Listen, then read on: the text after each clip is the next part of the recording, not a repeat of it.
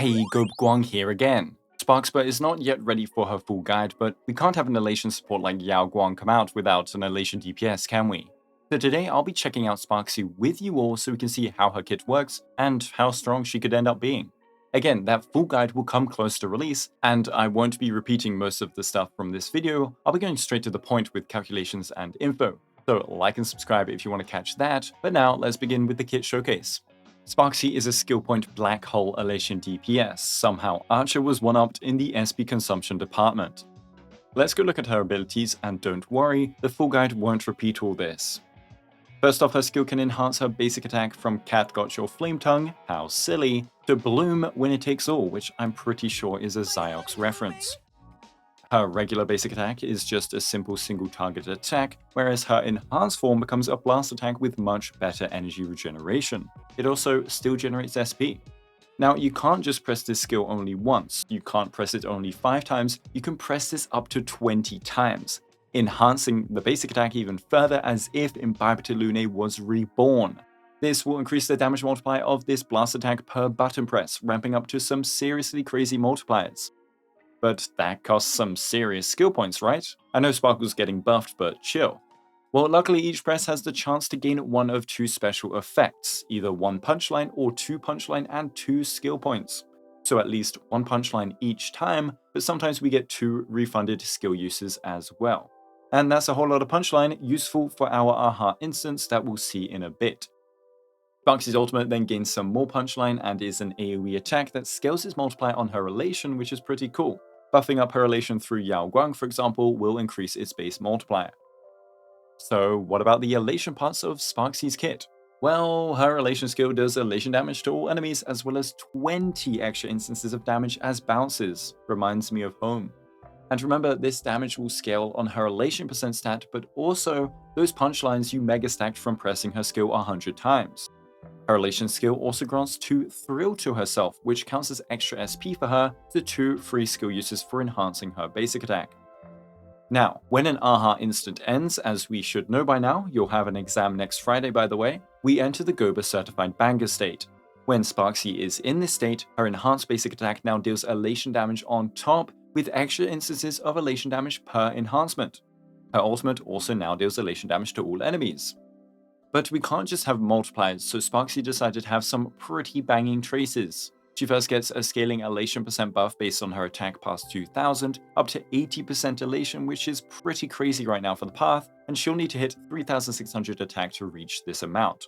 Since attack doesn't scale elation damage, this is a way of making it more relevant for her, kind of like Firefly and Rapper attack traces. She then gets extra punchline and thrill on her ult, scaling on the elation characters in the team. This gets really crazy at 3 elation, but it won't make or break her kit if you don't have it fulfilled. And finally, in her A6, all allies get a crit damage buff for every 1 punchline, up to 80% at only 10 punchline. This is a pretty crazy buff to have on a DPS. It is pretty reminiscent of Evernight, and so maybe Sparxie will turn out to be a sub DPS that can be played main DPS.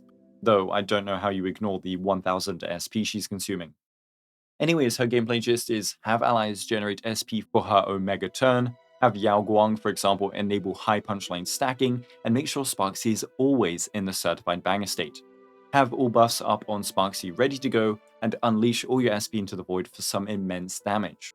Spamming out that SP in turn empowers her stupidly strong Elation skill, as well as then circling back and buffing her enhanced basics from the certified banger scaling. If you don't have all that up and working, then just like Archer, a turn on Sparxie won't contribute that much.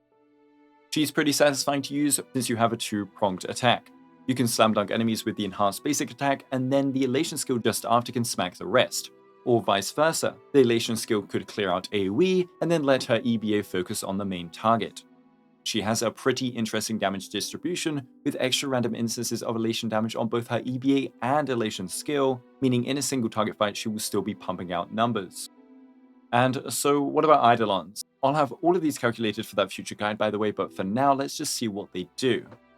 Continuing with the sub DPS thematic, despite being our only elation main DPS right now, Sparxie's E1 helps punchline stacking and increases all type res pen of all allies up to 15% based on punchline owned. E2 then gives her extra turns after Aha instance ending, as well as Thrill, and then crit damage buffs on top.